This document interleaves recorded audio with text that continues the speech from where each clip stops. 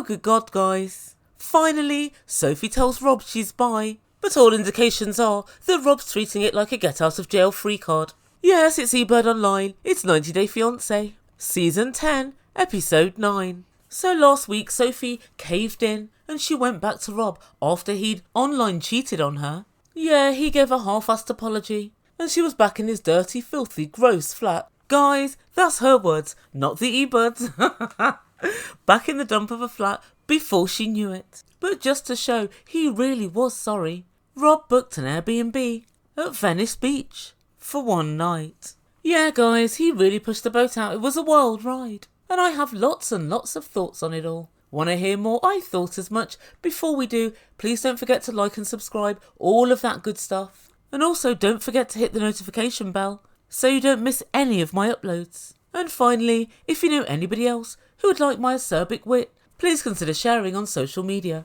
Thanks guys. Right, so without further ado, I give you Rob and Sophie. So, like I said earlier, Sophie capitulated pretty damn quickly. But something struck me as the couple were leaving the Airbnb and packing her stuff up into his car. And Rob has a few words for the production team. Sophie says she's going to come home with me, so we're going to get back to the house, get away from this Airbnb, and get away from the idea that she's just going to leave.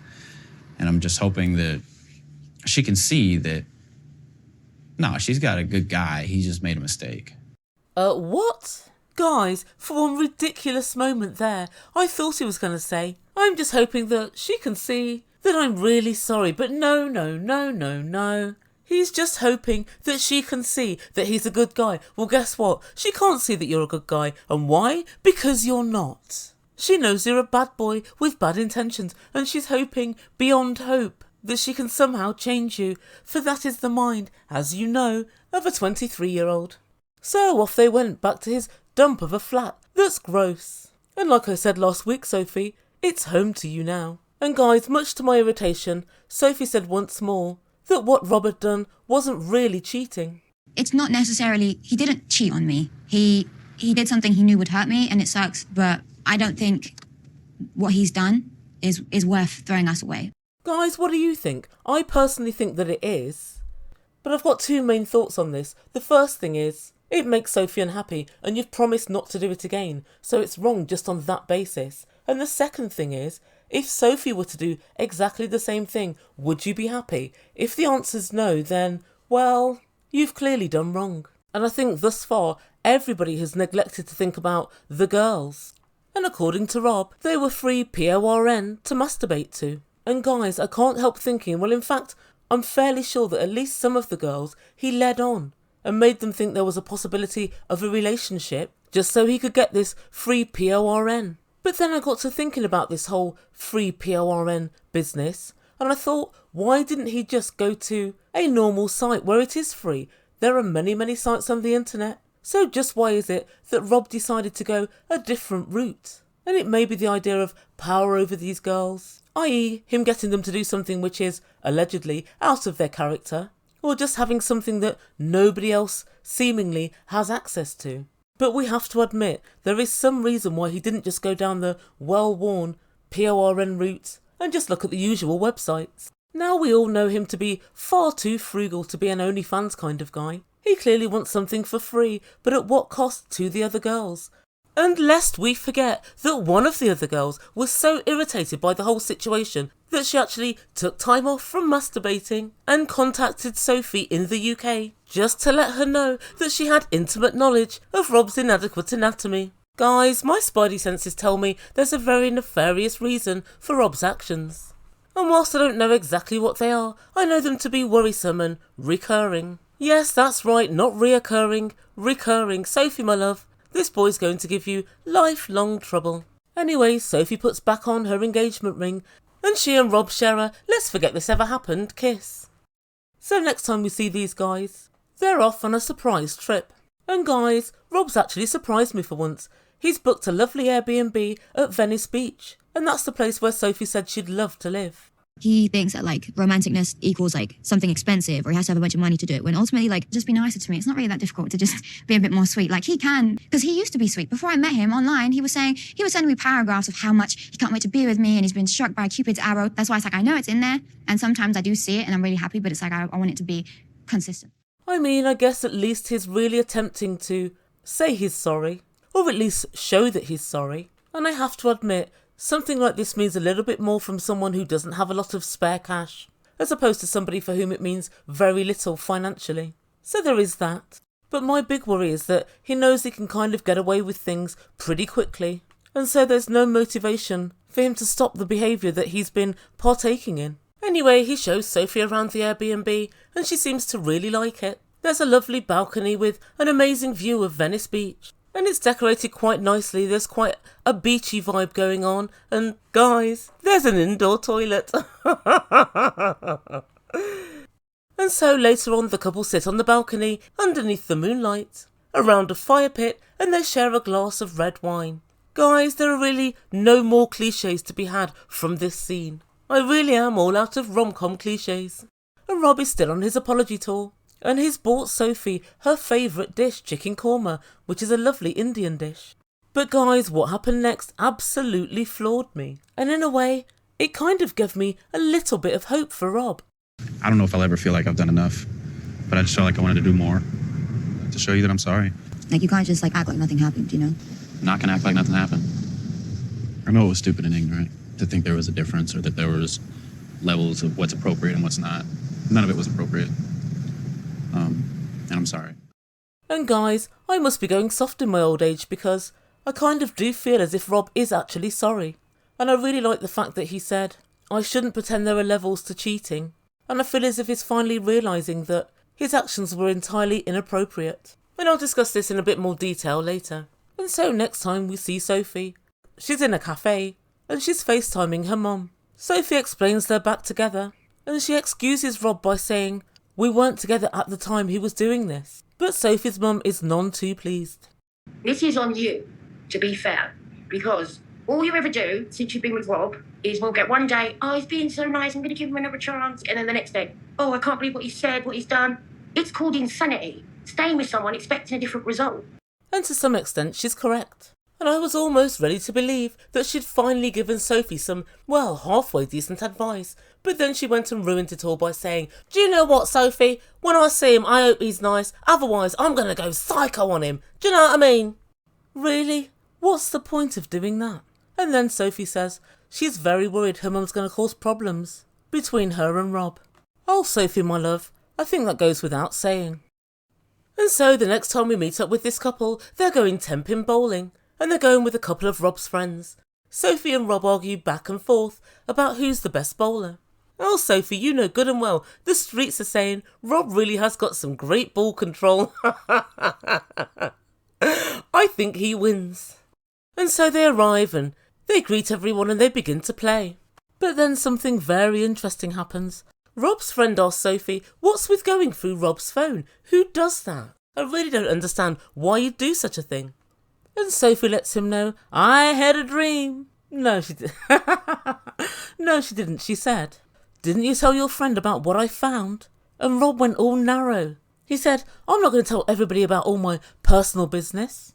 Really, Rob? From what I hear, you show everybody your personal business on a night-by-night basis. But I digress. Sophie turned into what her mum would call a filthy bloody grass. He was online on, like, Snapchat, and he was getting nudes and videos from girls, and he was, like, you know, sexting them, like, back and telling them, like, oh, like, your ass is so amazing, this, that. Bro, you ain't telling us all that. You was asking for the ass.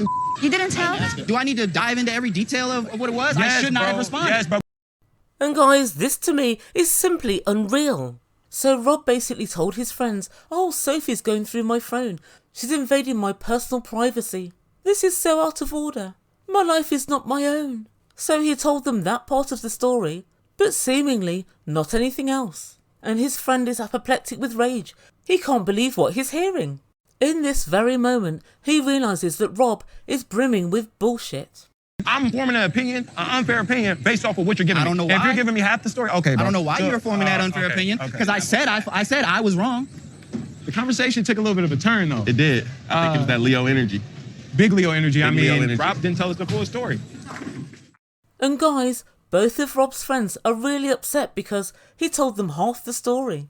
But you could still tell they were working on behalf of Rob, because later on they tell Sophie, this really means something. The fact that you stuck by him, this means it's all worth it. It's all going to be okay in the end. Really? 5 minutes ago you were calling him everything but a child of God.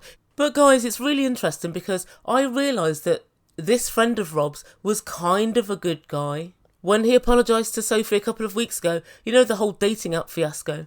And once more he's becoming to realise, well, all these things that I've heard about Sophie, there are reasons for them all, and Rob is not divulging these reasons at all.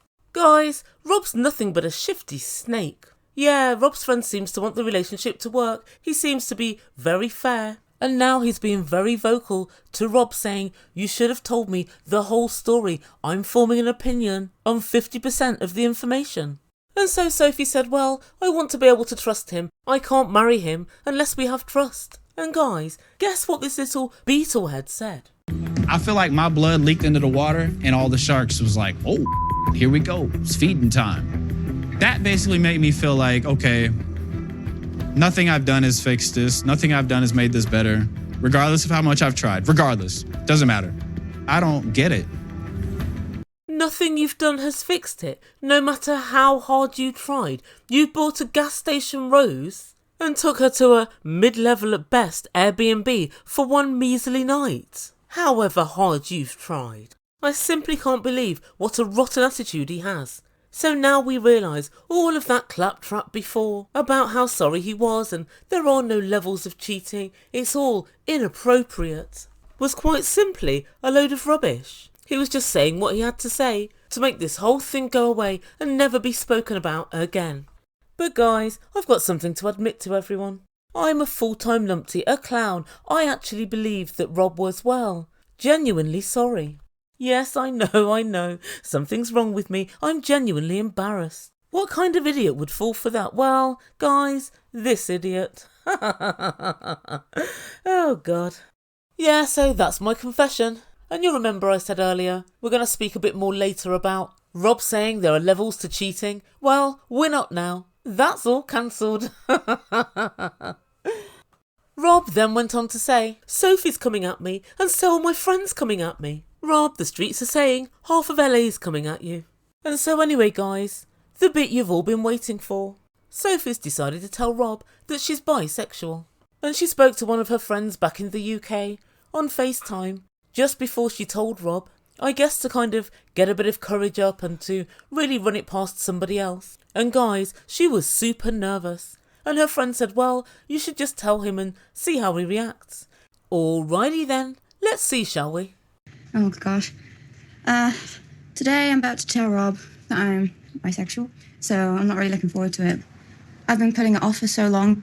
I'm just hoping that he can take it well and doesn't freak out on me, I guess. I think I'm fairly certain that he will indeed freak out. And so the couple were going out to buy engagement rings. But as they were talking about the cost of the rings and what they wanted to spend, guys, Sophie said $5,000. Rob helpfully told her, if I had $5,000, we wouldn't have had half the conversations we've had since you've been here. And I make him right. But guys, her face just looked so nervous. And so she said, Rob, there's something I need to say. And he said, well, this doesn't sound good. But then she started super stressing out and she ran outside and she started crying. And so Rob went outside and asked, what's the problem? I'm just going to say it very quickly, because I don't want to say it 2 times. Okay. I'm bi. You're bi? I'm bisexual. Oh my God, guys. Rob just stared at her for what seemed like, well, a bloody age. And then he put his head in his hands and he said, oh my God, I don't even know what to say. And guys, it's a cliffhanger because that's where we leave things for this week. But guys, don't worry because we're treated to a sneak peek in the trailers for next week. And guess what? Rob's screwing Rob's angry. What a surprise. And you see him looking at Sophie and berating her. And he said, if you sleep with somebody else, then I get to sleep with somebody else. And Sophie said, I would never sleep with somebody else. That's not what's going to happen. And she continued, I will never be okay with you sleeping with somebody else. And the fact that you've even said that is disgusting. So guys, this is all quite unsurprising really. The only takeaway Rob has got from this new information is, oh wow, maybe there's an opportunity for me to be able to cheat without getting in trouble for it. But he also says, and this is what's quite interesting for me, how come she's only just worked out that she's bisexual? Rob, when you go out with a child, these are the kind of things that will happen. Now guys, here's how I see things. If you're straight out and out gay, then I think more than likely you know at a younger age because you have no interest in the opposite sex whatsoever. But if you're bi and you like both sexes, then you're less likely to realise at an early age because you think, well, I kind of feel like I like women, but I like guys too, so am I gay? Do other women have these feelings towards women, but they just don't really act on them? As we know, Sophie's never ever had any sexual experiences with a woman as yet. And so in reality, she's still, I think, quite muddled as to if she's definitely bi or not.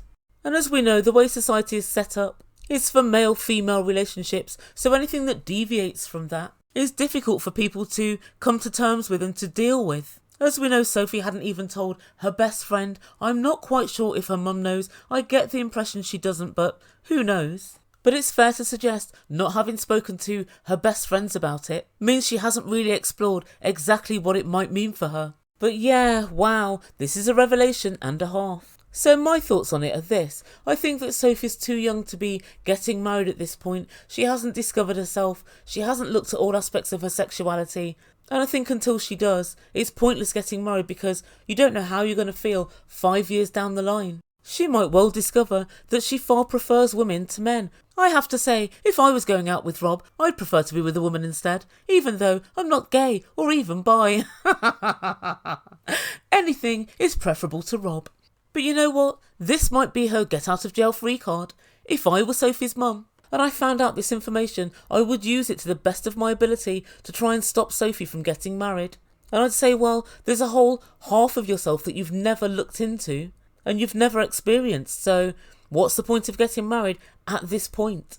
And so although she hasn't told Rob until now, I kind of get why she hasn't. She's still very young and she's still grappling with these, what for most people are very, very complex issues. And I think Rob shouldn't be too hard on her for keeping secrets because she's not really grown enough to know how to handle things, as somebody maybe his own age would. So anyway, guys, what do you think? What do you make of all of this? Do you think Sophie's too young to get married? Do you think Rob's going to use this as an opportunity for him to cheat? Or for him to demand threesomes with Sophie? It wouldn't surprise me. If I'm to be honest, that's what I thought his first comment was going to be. Great, let's have a threesome. In fact, guess what? I've got a girl in mind already. She's just a random girl. So guys, I'd love to know what you think in comments down below, and I will get on with my next video. Thank you so much for listening. Like, subscribe, comment, all of that good stuff. And I'll see you very soon. You've been listening to Ebird Online, and I bid you good day.